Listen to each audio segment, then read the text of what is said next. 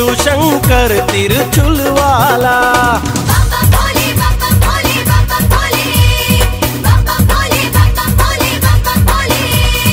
जय हो भोले अवघड़ दानी शिव शंकर डमरू वाला।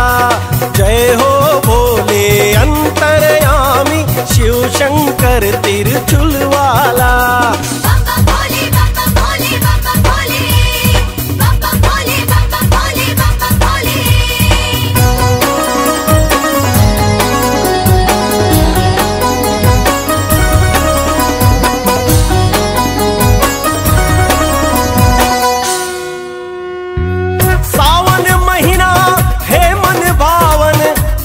सावन सम्मारी शिव के पूजा शिव के सेवा कर लो जी सब नर नारी। सावन महीना है मन भावन आगे सावन सम्मारी शिव के पूजा शिव के सेवा कर लो जी सब नर नारी। कर लो जी सब नर नारी। बेलपतिया फूल पान चढ़ावा आवो जी सब संगवारी।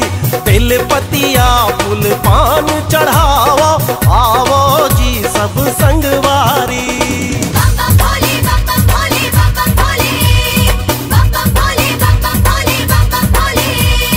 जय हो भोले अवघड़ दानी शिव शंकर डमरू वाला।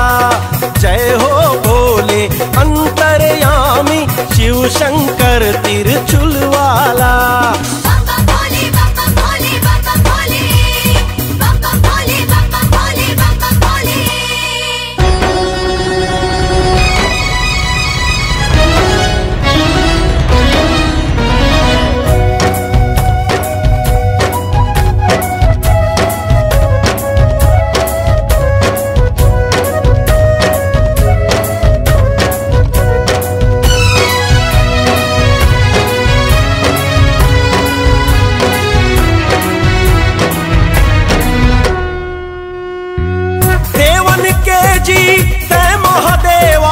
अजर अमर तोर नाम है तीनों लोक है तोर चरण मां सगरो तीरथ धाम है।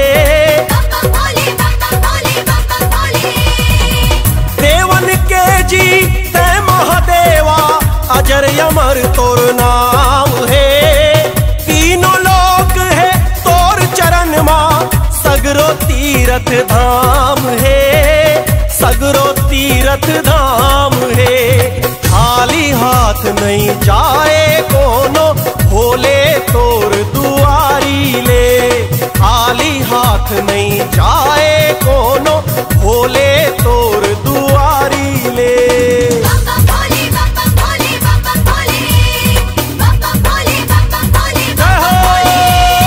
जय हो भोले अवघड़ दानी शिव शंकर डमरू वाला।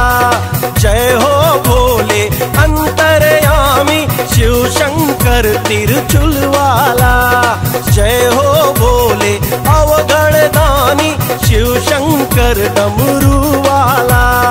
जय हो भोले अंतर्यामी शिव शंकर तिरछुल वाला। शिव शंकर डमरू वाला। शिव शंकर तिरछुल वाला।